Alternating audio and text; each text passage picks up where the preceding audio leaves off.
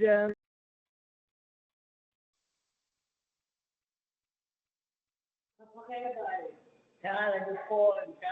Hello? Mhm. Hi. Hello. So did you you wanted to provide some feedback about the program at Servium Gardens? And then I can give the background for everyone. Okay. All right, I think we are going to get started then. Thank you everyone for joining us, and I'm so happy to hear that we have excited participants that are already, really excited to share about the program. So that's great. About flu shots. If everyone can mute upon entering. I know for myself, Teams has started doing something weird where they don't mute you when you enter. I don't know if I don't know. I've noticed that myself, that I didn't realize. So just remind everyone to mute when they enter. Okay, great. So we are here very excited to talk. This is the kickoff advisory committee meeting for the cafe style dining congregate meal programs impact study. This is what we're going to do today. We're going to do a welcome and introductions, tell you about the role of the advisory committee, give you a bit of an overview of NYC aging programs, the project objectives and overview of this grant and project, some of the challenges that we've encountered, and see if you all have some recommendations, and give you a summary and next steps and some time to answer questions. Great. So we're going to start with introducing the project team on this project. So hi, everyone. I'm Rachel Berger. I'm the Senior Director of Nutrition Management at NYC Aging, and I'm also the Project Director on the ACL grant, the Pop-Up Cafe grant. And I'm going to pass it on to the members of our project team and then to everyone else who's here today to introduce yourselves and let us know about your affiliation. So I will pass it on first to Jackie Berman. Hi, everyone. Good to see you virtually here. I'm Dr. Jackie Berman. I am the Director of Program Evaluation and Research here at NYC Aging, Department for the Aging, and I'm working with Dr. Pardasani and my team here, and Sabrina, you'll find out, on the research piece of this project. So really glad to see you all here today. And I guess I'll pass it on to Megan. Great. Megan Shinneman. I'm the Senior Director of Research and Development here at Aging in our Planning and Strategic Initiatives Bureau, which includes also our Program Evaluation and Research team. And we actually also were the ones that originally submitted for the nutrition grant that you're going to be learning about today. So it's a dual role here, and excited to hear all of your perspectives on the project. I'll just keep going. Rosemary. Hi, everyone. I'm Rosemary Leahy. I'm a Senior Research and Data Analyst in the Department of Research and Program Evaluation. I'm doing much of the back-end data work, figuring out how many clients you're seeing, how many service units you're doing, and how we're meeting our goals for ACL.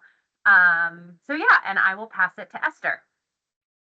Hi, everyone. I'm Esther Mala, project consultant working with providers on implementing the pop-up cafes. A lot of you may know me. I used to work with the agency as a nutrition consultant, and I'm happy to be back. I'll pass it on to Dr. Manoj. Good morning. I'm Manoj Pardasani. I'm a professor of social work at Hunter College, Silberman School of Social Work, and also their provost. And I've been working with New York City Aging and DFTA for many years on a number of studies involving senior centers, nutrition programs, mental health programs. And so I'm very excited to partner with Jackie and her team, as well as the rest of the folks here on the project on this wonderful initiative. And I'll pass it on to Sabrina. Hi there. My name is Sabrina Hathaway-Stellwag. I work with Manoj on the research part of this study, and I help oversee the interviews done with the older adults. I'm a PhD student, and I'm happy to be here.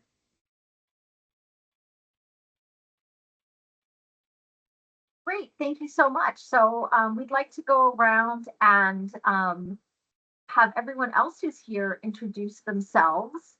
We are really excited to have different participants here, other colleagues from NYC Aging, other colleagues from other city agencies, along with other providers in our network and older adults attending our program as well as other researchers.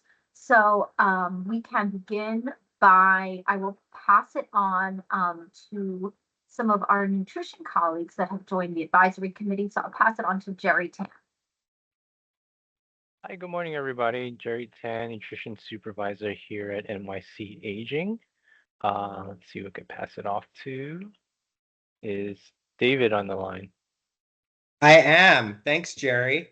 I'm David Siegel. I'm also a supervisor in the nutrition management unit. I see a lot of familiar faces out there, so happy to be a part of the advisory committee and get to chat with all of you. Is Joaquima on the call, or are we also gonna go outside NYC Aging now? I'm here. All right. Hi, I'm Joaquima Kesey. I'm one of the nutrition supervisors as well. And I'll pass it. I think we're done with agent staff, are we? Rachel, I see Rachel Feinberg. Oh, Want to introduce Rachel. yourself? Hi there, good morning. I'm Rachel Feinberg and I am a nutrition consultant at NYC Aging. And Julie, you would like to introduce yourself? Hi, I'm Julie Wertheimer-Meyer. I'm a senior research associate on the research and evaluation team here at NYC Aging. So I work with Jackie, Dr. Berman, and Rosemary, but I haven't really been involved in this grant until now. Excellent. So I think that's all from NYC Aging, unless I'm missing anyone else. So I'll pass it on to some of our other New York City government colleagues. Shirley. Sorry, Rachel, just before you go, we are welcomed by Chanel and Maddie, who are two of our fellows who are joining us and happily taking notes as well. So I just wanted to move it along, but thank you guys for joining us. Thank you so much. Hey, morning, everybody. I'm Shirley Fan, Director of Healthy Aging over at New York City Department of Health and Mental Hygiene. I am a dietitian by training and was also supervisor at NYC Aging not too long ago. So I see a lot of familiar faces and happy to see everybody again. I'll pass to Laura Stadler. Thanks, Shirley. Good morning, everyone. Laura Stadler. I'm the Senior Manager for Food Standards at the New York City Health Department. Oversee the nutrition requirements for meals served by city agencies and support implementation, and always enjoy working closely with the team at Aging. I'm excited to be here for this project. Excellent. Thanks so much. We're excited as well to have some other people joining from other professional institutions as well. So I wanted to have them introduce themselves. So let's see. Catherine Burt, if you're here, would you like to introduce yourself? Hi, everyone. My name is Kate Burt. Former employee of the New York City Department of Health, actually currently associate professor and researcher at Lehman College in the Bronx. Okay, great. And Emily, we're here. Hi, everybody. Emily Johnston, Research Assistant Professor at NYU Grossman in the Division of Geriatrics. I run a diabetes prevention program study tailored for older adults. Excited to be here. Thanks. Okay, great. I think after that, we have our provider network and some of the older adults. So I think I'll pass it on and then you all can pass it on to each other, as I know you know each other. So I'll pass it on first to Christina Yang. I knew it. This is Christina Yang. I am the administrator for older adult services at Catholic Charity, Brooklyn and Queens. We are going to have a pop-up cafe in Corona, Queens. And I saw so many faces I know. Hi, Jackie, long time no see. And also some faces that I have been submitting documents that I never saw. I'm glad to be here. And next time, maybe my vice president, because she's at a cafe now with the employee. That's why I'm here today. I'm going to pass it to Deborah. Deborah, you here? Deborah Barnes? Yes, hello. Good morning, everybody. Deborah Barnes from Florence E. Smith Senior Center. Looking forward to working with everybody. Seems very interesting. Looking forward to learning about what's going on. Thank you. I will pass it to, I can't see the names. Let's see if I can see names. Helen, are you there? Helen, KCS. Yes, hi, Deborah. I'm here. Great to see you again. Hi, my name is Helen. I'm Senior Director of Korean Community Services. And this year is our second year of KCS2 Senior Pop-Up Cafe. Recently opened on October 1st in Woodside. And we are actually many participants coming to this pop-up cafe and enjoy the healthy, nutritious food and navigate all the existing aging resources. And also, we provide to improve our, older adults' digital proficiency. And we are currently having average of 24 participants every Monday and Thursday. And we are happy to be here and support any newly opened pop-up cafe.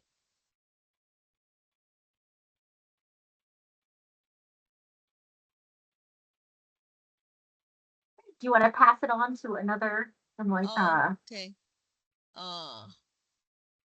Carly?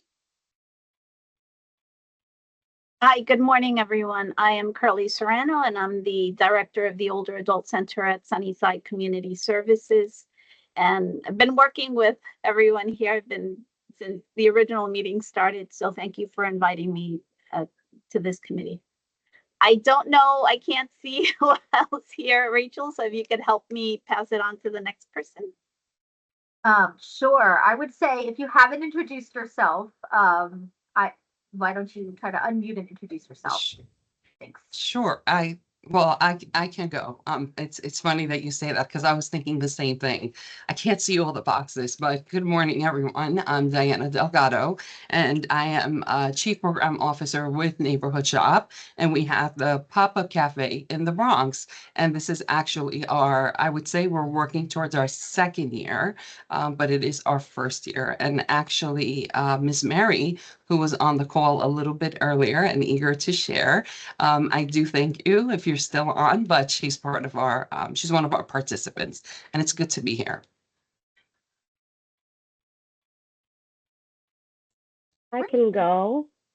Good morning. My name is Maya Doyle. I am the Assistant Director of Support Services overseeing all of the older adult centers for MMCC, and I'm happy to be here as well. And I've worked with Neighborhood Shop in the past, so it's good to see you again, Diana. Same here. Good to see you. Okay, I can go. My name is Stella Langain. I'm a director of a Brooks Senior Center, and I'm glad to be here. Hi, everyone. I guess I can jump in here. How are you? My name is Tanya Colazzo. I am the Senior Director of Nutrition at JASA, and we have a pop-up that we've just recently opened in September in Brooklyn, in the Sarah City area, and has been a wonderful addition for the older adults in that community. And it's been really great. And I look forward to this and working with all of you. And thank you. I don't know if I could pass it. Let me see if I see anyone that hasn't spoken that I could pass it on to. I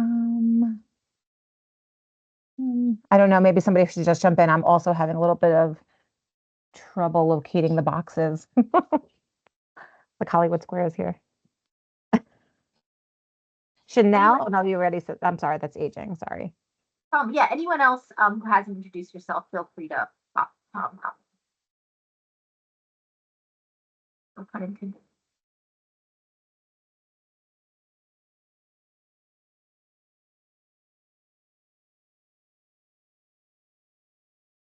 Okay, well, feel free to speak out if you haven't introduced yourself. I think I might have lost track of the names as well, but we're really excited to have on this advisory committee a mixture of different people.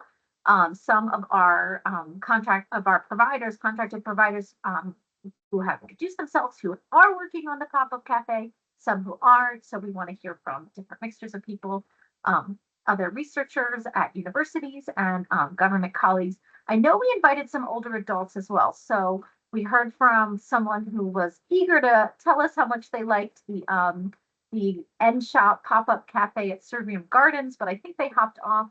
Are there any other older adults participants that are on the call? Yes, I'm Veronica Chan. I am currently participating in the KCS at the Woodside Pop-Up Cafe. I have met quite a lot of friends, so it's very enjoyable. I liked it very much. Thank you. We're really excited to have you here today. Thanks so much. Thank you for having me.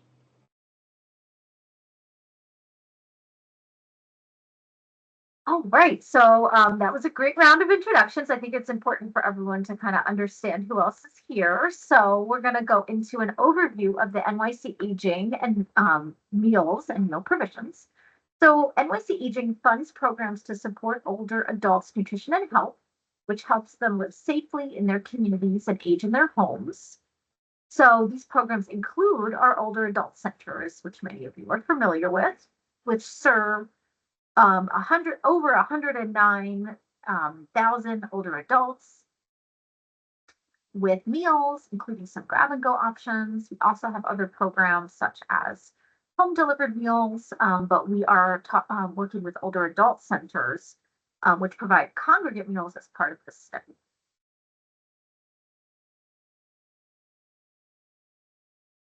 In general, our agency is always innovating to meet the evolving needs of older adults and exploring ways to reach those not yet using our services.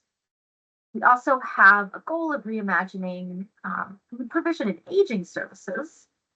And this overall project goal is to reduce some of the stigma surrounding older adult centers and attract younger older adults and new older adults that have not yet been using our services, including those with mobility challenges or who are not close to an existing older adult center. So in 2023, NYC Aging received the ACL Innovative Grant. ACL stands for Administration for Community Living.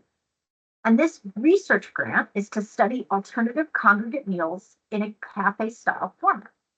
So it's based on the Encore Cafe model, which was piloted by the Iowa Department on Aging in 2017. So unrelated to our, we have an Encore provider within our network, but unrelated to them. This model offered diversity options, programming, and service connections. So not only are we replicating this model, but we are researching its impact and effectiveness. So over the next 5 years, we will be opening up, working with the providers that introduced themselves today, 18 pop-up cafes in identified communities across New York City. We aim to target older adults in specific community districts located in Brooklyn, Queens, the Bronx, and Manhattan. These communities are food deserts marked by high poverty rates, health disparities, and food insecurity, and in general have limited access to older adult centers, transportation, and other resources. So this slide shows the target communities that meet these criteria. I'm going to pass it on to Esther to talk more about what is the difference between a pop-up cafe and an older adult center. So thank you. So I think a lot of you know what an older adult center is. They're standing for more than 1 year, and they serve older adults at least 5 days a week. Some are even open 7 days a week. They offer lunches, breakfast, dinner, and there's usually one choice. So the older adult comes and they just get one meal choice, but on site there's extensive programming throughout the day. With the pop-up cafe, it's just adding to the network of services for meal provisions. Each pop-up is open for 1 year and then it closes and then another pop opens up in a different location. They're only open 2 days a week. for 4 hours at a time. The budget allows for 10 to 15 people per operating day. And the menu type is more cafe style. There's a choice with entrees, there's hot choices, there's cold choices, and there's also light food options available like yogurts, a selection of fruit, healthy desserts for the older adults to take. There's also a lot of people have like coffee and tea stations, which is really nice. The programming on site is similar to an OAC, but there's more freedom to try new things. We do recommend there be health promotion at least once a week, and then the other day could be more education, recreation activities like gaming, arts and crafts, and other fun activities. So we know like KCS, they have an instructor that does Tai Chi and chair exercises. Other sites are thinking about doing field trips to local supermarkets. So a good platform to try new things. And the goal is to just provide services to enhance the overall health and well-being of older adults and to try something new that hasn't been done. So these are the pop-up cafe providers that we're currently working with, and they introduced themselves earlier: NSHOP, KCS, JASA, and CCNS. We had also worked with another provider in the past, Copo, and we'll talk more about that later when we get into the challenges of operating these pop-up cafes. So these are our current locations. CCNS is opening next week, hopefully.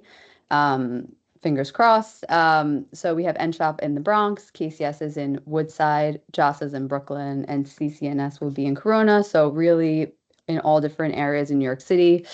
And they all have different operating hours. And as you see, they're open for about a year. So here's some pictures from KCS's first site in Sunnyside. They had to close after 6 months because the location, the building has sold, and they only knew that once they were in. But as you see, the participants are really happy. They're enjoying. They have different activities. If you look at the setup for the meals, you see there's salads in the refrigerator. They have a fruit station, coffee station. So more vibes. There were plants in there. There's music, and the participants really enjoy it. This one is NSHOP in the Bronx. It's in Servium Gardens, which is an older adult living complex. And you see here, the older adults are really happy to be here. They love doing arts and crafts. And most of the participants here, they'll stay the full 4 hours. When I visited, they were lining up 20 minutes before they opened, and then they were there till the end. So I'll pass it along to Jackie to talk about the research, which is the actual bulk of this grant. Thanks, Esther. So this is a research grant, as Esther said. So we're looking at what is the impact of this flexible cafe model, the pop-up cafe. And so the on-the-ground folks that are really doing the research is Dr. Manoj Pardasani, who introduced himself.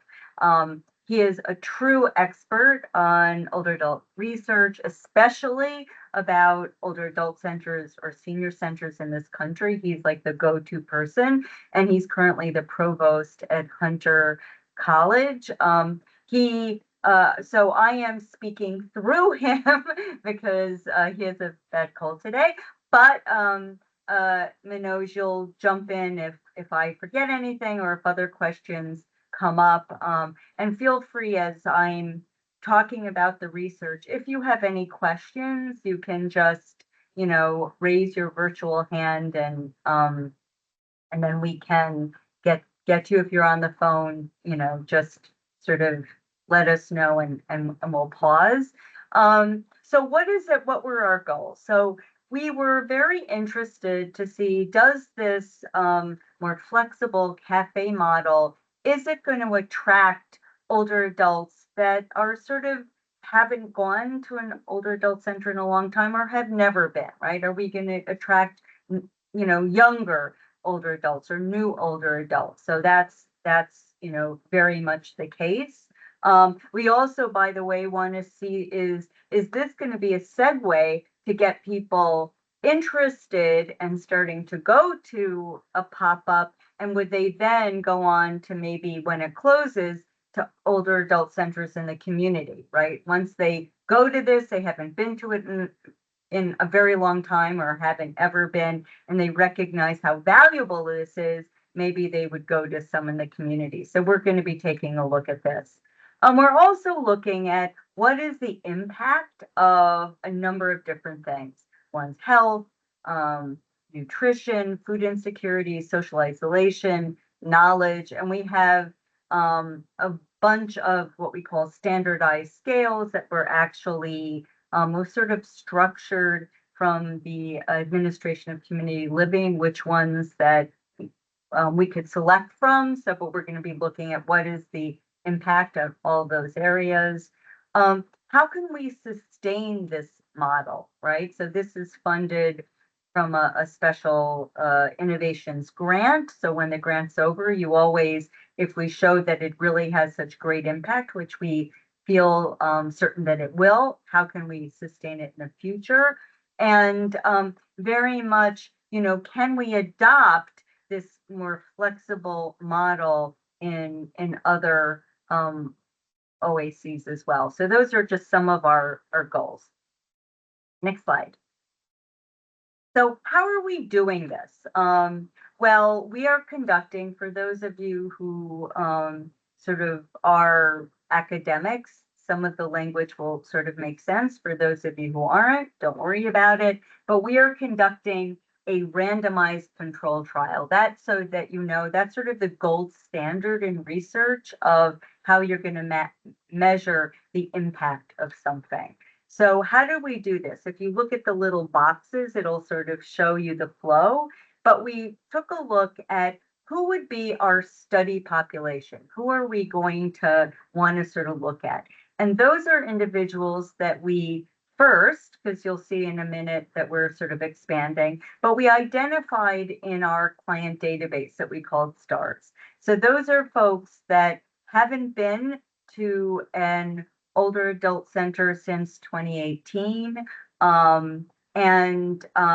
They might or have never been to an older adult center, but we know that based on our data from our database that they're also not homebound, right? So we know that they're not receiving homebound services so that they would be eligible, they could get out to an older adult center, right? So that's our study population, that first little box. And then we talk about the randomized control trial. That's when we're going to divide up the group into two groups. And what's happening is we're sending out a letter. So half of that study population will get a letter from us saying, guess what? There's an amazing pop-up in your community. This is when we're open. We would, really, telling you about that pop-up. And then we have a letter telling them about the research where we ask for, they're going to be receiving a call. Obviously, it's voluntary. And yes, there's a monetary incentive. But again, just telling them a little bit about this study and that they would receive a call, they could accept or not. The other letter is about half of the folks don't get a letter about the pop-up, but instead get a letter about the OACs that are in the community. Just reminding people that, there is an older adult center, this is the location, and telling them. And then again about the study. For those individuals who are like, yes, absolutely, we get them on the phone, they want to participate. Then we have 2 other times that we're going to interview them at 6 months and then 1 year. So you'll see the follow-up. Everyone gets monetary incentive each time they participate if they're willing to do it. And then we're going to compare the results between those individuals and we know that as we're looking at it, there'll be some people that got the letter that went to the pop-up, that's great, got the letter, didn't go to, instead went to an OAC, even though we had told them about it, or that went to both, didn't do anything, that's fine. We're just going to follow that group moving on. Next slide. So that's the first way that we identify individuals. But we also know there are a lot of people that are just walk in to either older adult centers or the pop-up that are really unknown to us in the community, which is fantastic. And so that we are actually taking a look. So Rosemary, when she introduced herself on my team that's doing a lot of that sort of back end work, is to see, okay, let's look at those newbies, people that, are unknown to our unknown to OACs, that just end up walking into an OAC new, walking into a pop-up, and they're provided with some information about the study, again, all voluntary.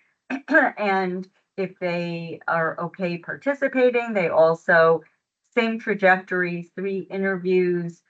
Each time there's a monetary incentive for participation. And again, we include them into the survey. Next slide. Before I do that, are there any questions about the sort of research piece, or should we, I'm happy to save it to the end, or Manoj or Rosemary, if I forgot something, Sabrina, this is the time to jump in. Jackie, I just wanted to add that this is completely voluntary. So participants can choose to participate in the research part of it or not.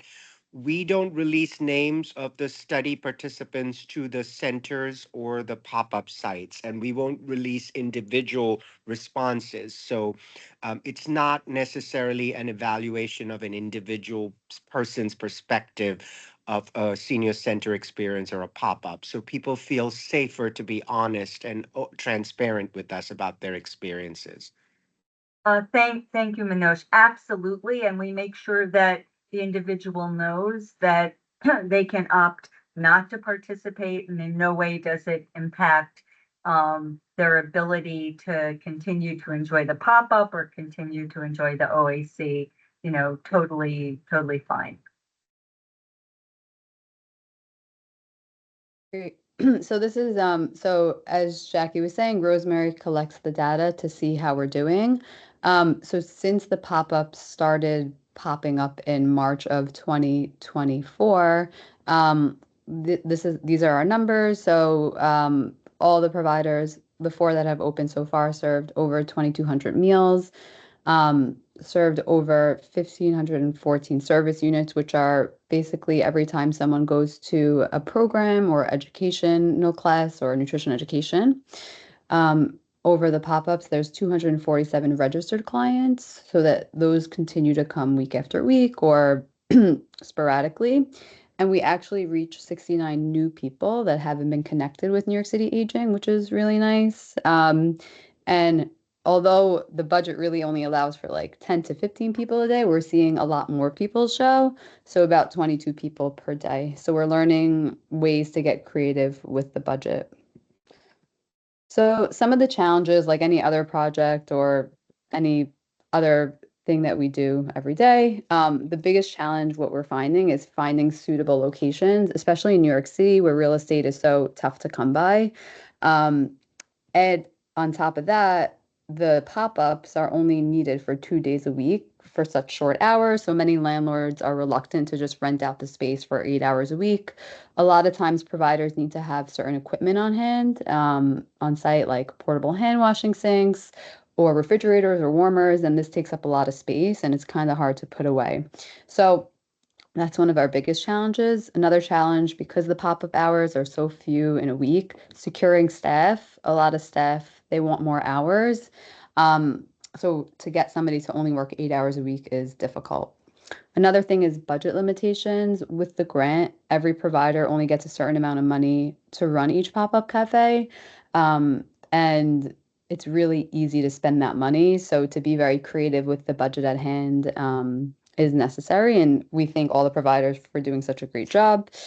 Another thing is outreach and research balance. Because this is a research study, we want to be very careful on how we talk about the pop-up cafe and how we advertise it. If we advertise it across our platforms, we may be getting a lot of older adult center participants at the pop-ups, and that's going to skew the research. We're trying to get new people, those that haven't been connected to the agency or haven't been to an OAC ever or in a certain amount of time. Another big issue that we're finding is having outdated client information. The client information that we are getting is from our internal database, but a lot of times the numbers in there may be incorrect. Maybe the person moved, they got a new number. So we're having some challenges with that. So we want to thank you all for being here because we're trying to troubleshoot all these challenges, but it's great to have some new people weigh in. So today, for these advisory committees in the meetings in the future, we're trying to get some answers and to address the following questions. So these are some questions that we had, but just jump in, like here's the time. We have about 20 minutes to just discuss. If you guys have any insight on good practices for securing these cafe locations. Oh, and I see hands up already. So I guess we'll just take it away. You guys could see the questions here as we discuss. So Eleanor, I saw you raise your hand. You could unmute.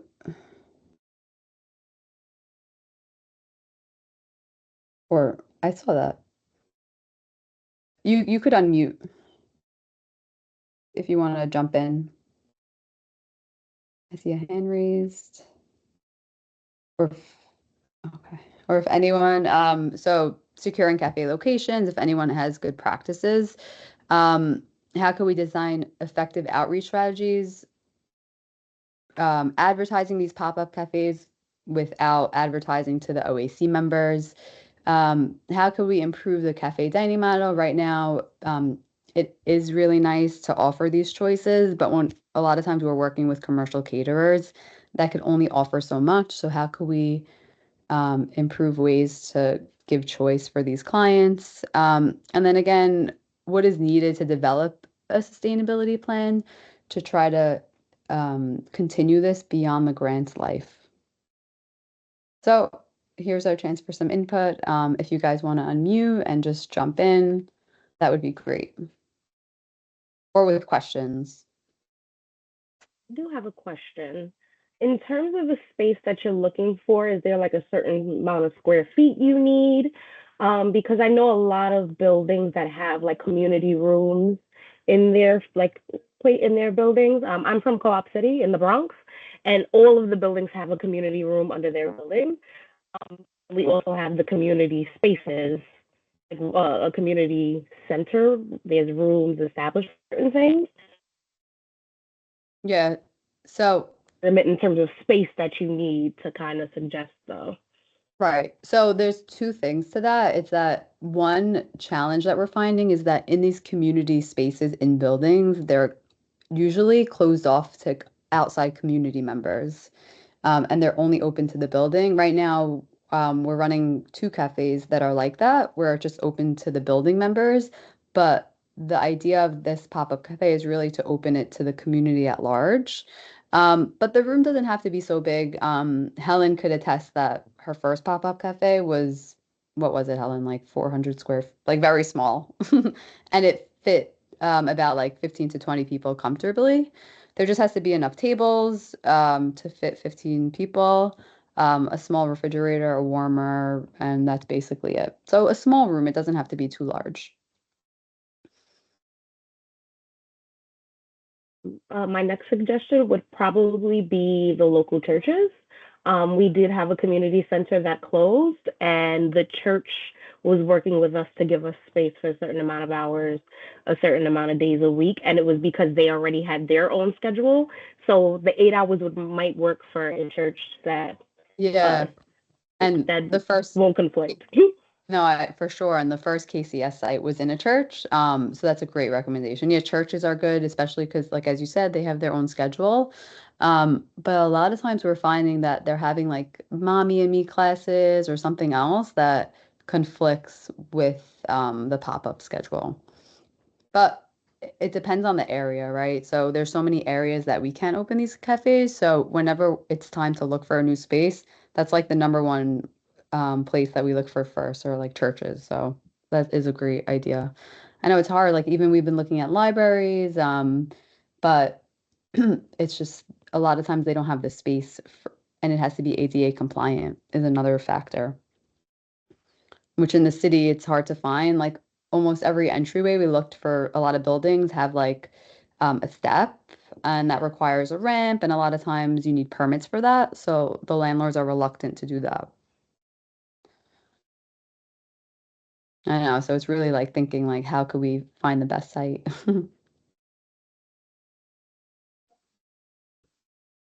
I know, I see you thinking. Thank you. Yeah, thank you for providing those suggestions. So definitely. I don't know, Esther, if you want to go back to the slides and Yeah, questions. Okay, Curly, for yes. sure. I don't know. I don't know if you've looked at New York City Parks and Recreation and the recreation centers. So a lot of time, yeah, we have. It also depends where they're opening. Sometimes they're a little too close to an older adult center. So we have to make sure that it's far enough. It has to be far enough where they're not going to go to the OAC. So that's another good place to look at, but again, another challenge. So it's really difficult. Like we don't want to be close to an older adult center, too close. And there's so many older adult centers already. And it also has to be in certain communities. So it's just like we have so many limitations that we're working with to start. But those are also good places, like the churches, the community rooms, and the parks and rec.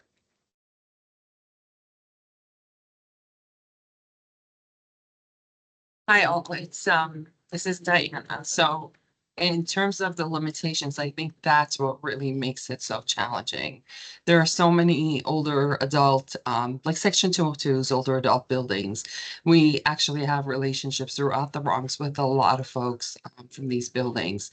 But again, the problem is most of them are closed off. So currently, we're one of the ones that are in one of those developments. But the great thing is there's several different buildings. It's like a campus. So we're at Servium Gardens. It's a campus. They have up to, I think it's 4 or 5 buildings. But nonetheless, it's still closed off. So folks from the community can't just come in as they could, perhaps, if it's a library or a church. I love the idea of even if maybe we can find a community center that would be willing to do that. The other issue is with community centers, it still would need to be in particular communities. So it's not just, at any location. But I think in terms of for us so far with the experience that we've had, we have folks coming in. It has been a great experience, but the biggest challenge has been with the locations. And actually right now we're starting to look for other locations, and we think, I don't want to jinx it, so knock on wood, we think we found a building that's going to be open to the public, as well as the residents there. So fingers crossed that's going to work out. But yeah, that has been a challenge. So I definitely share that, with all of you that are going through it. Oh, and I see Shirley raised her hand. Yeah, I'm maybe I missed this in the beginning, but it sounds like most of the cafes are located or near OACs, but wondering, have NORCs been considered as possible locations for these pop-up cafes? So no, because those are funded from New York City Aging. So it has to be like a separate entity. Like it can't be within a NORC or like an OAC that exists already. Oh, So it that, can't be at an OAC, even though. Yeah, so I no, think just to clarify, we tried to pick areas that aren't close to OAC. So that maybe we have OACs that are nearby, but we don't Okay. we are ideally picking places that aren't that close to OACs, so that they have, another option. Yeah, just so you know, yeah, I mean, we specifically picked areas that we felt were more likely that they were food deserts, where there were, it was limited choices in the community. And we're trying to see, can we pull in people that are really unknown, haven't been to centers, are known to us. So that's why it is really limiting, because we are really wanting to look at very specific communities. So that was why. But it would be interesting, Jackie, to look at if there are NORC discretionary NORCs or not, or like other unfunded NORCs that we don't yet that connected us, because the goal is to be, engage with people that aren't yet connected with aging if they fall in those deserts. So maybe we can just take a look at that offline. Yes, We certainly can discuss how it would feed into the current research design, but we can talk about it. Yeah. And it is interesting that you note that, Shirley, because NORCs don't serve meals. So, but at the same time, it is an NYC Aging funded project, and there already are, older adults that we've reached in some way. So, but that's a good idea, Megan, as well, to look at that. So that maybe we don't find. Hi, can I jump in? Sure. So I'm not sure if there's, sorry if this was mentioned, but what about other like senior living facilities? Like I know there's a couple of them that have, there's one over here by me that has like a separate room. Like I know a lot of these senior living facilities have separate rooms where they may be able to have like a dining option, might have members that even just come in off the street that would want, that maybe aren't living there but go there to visit someone and maybe would want like a little cafe option. Or what about like wellness centers or healthcare wellness centers? Like I know that there is one also, it's like I'm not saying it's an older adult wellness center, but older adults gravitate to it. I think it's called Curved or something like that over here in Brooklyn. And I mean, they have like a little area as well. That's not really, I think they have like some refreshments, but it's not that great. What about calling some of those places? And I don't know, have you thought about that? Is that an option? Yeah, so with the senior living centers, we never really gave it so much thought because usually they are closed or it's like a whole process to go in. You have to sign in, you have to show your ID. I feel like that may turn people away. And especially if it's like a senior living, like we're trying to reduce the stigma, like for them to walk Right, into a place that's like fresh right, and right, a little right. younger. But I think the healthcare centers are a good option. Like we were even looking at like restaurants that had different hours that were open in the night. But it was tough because a lot of times when they are opening these cafes, you have to apply for your permit to operate. And there's some logistics around working under another permit to operate, which we discovered during this project. So it's just been hard. But yeah, healthcare centers, that's a good option. I'm also just thinking, this is not going to work in every place like this, but I was thinking about the local library here. I mean, they have an extra, Yeah. they have a room before that you go into the library proper, but it's like a room that has coffee and like some unhealthy snacks that they offer to people and like free books. But it's like a Yeah, separate room. And I was just thinking, I wonder what they're doing with that room. Like, is that an option? We know the that libraries are libraries good. generate a lot of, older adults, like me. And just kidding. But Oh, I love I libraries. love a library, sorry. But yeah, but I was just wondering if we could call some of the libraries or maybe even have some of my dietetic interns make calls and find out just to get some preliminary information. Yeah, and I have called some in Queens. Some of them were interested, and then they just backed out once they spoke to the board about having food on site, like consistently. But I think it depends. Like, there's so many libraries, like you said. So right now, thank God we have all our sites lined up for the next. Well, End Shop's going to be the next one that opens. So we'll have to work on that. So Diana will probably add that to the list, like local libraries to reach out to. I know you have a building in mind, so we'll talk more about that. Yes. Hmm. But definitely libraries are a good idea. Even schools we've been working with, but it's a little hard. We had one cafe that was open in a school, but they were only able to open on the weekends because the school is in use during the week. So that was a challenge in itself. Oh, Maya. I know there's a lot of daycares that have vacancies, which means they probably have a lot of space as well. And I know sometimes daycares have different entrances so that you won't have to worry about the intertwining of adults with the children that are not cleared to be in the same space. Because I know there was a daycare not too far from floors. They don't use Oh, wow. So that's an option if you're looking in terms of other spaces too. That's a good idea. We never thought of that. That is such a good idea because a lot of older adults bring their grandchildren to Right. daycare. I think, and looking at any of those places that older adults may go with their grandchildren or have, might be an idea. That's No, yeah. for sure. Oh, and Helen, you raised your hand.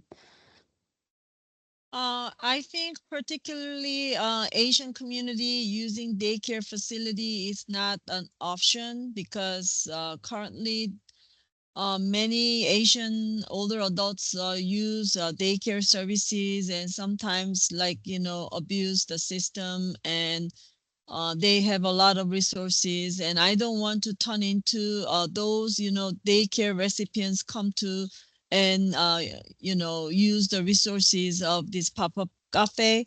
And also library is quite like intellectual older adults go to library. Not all older adults go to the library. And also we serve daily meals and it's actually limited meals and we cannot reject or tell them to go or cut if there are many participants. So I think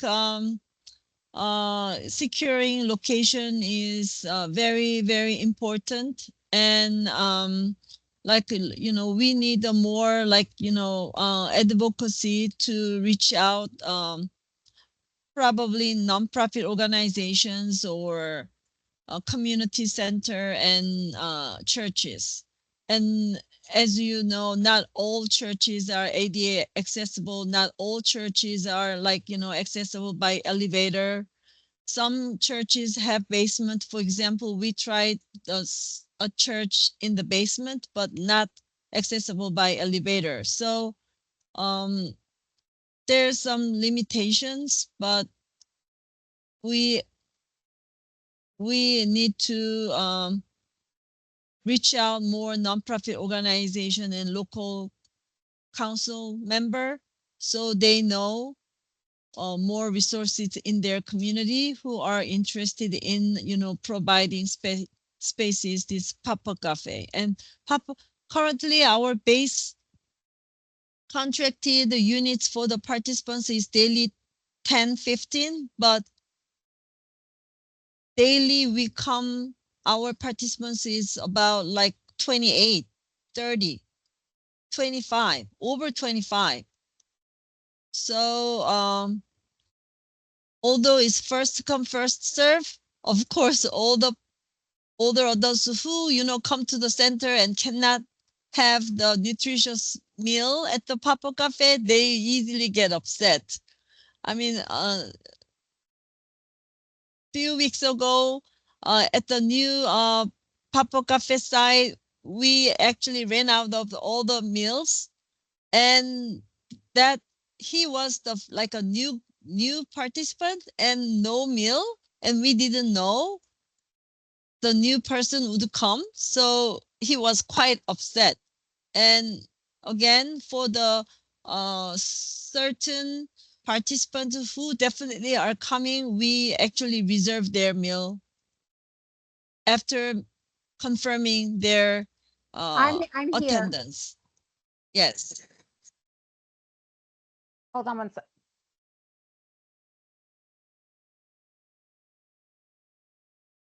Yeah, and that's another challenge, like Helen was saying, like not turning people away, always having something to offer, which I think a lot of the pop-ups do a good job. You always have coffee, fruit, yogurt, some light choice, and then promising them a meal for the next time they come, because it is first come, first serve.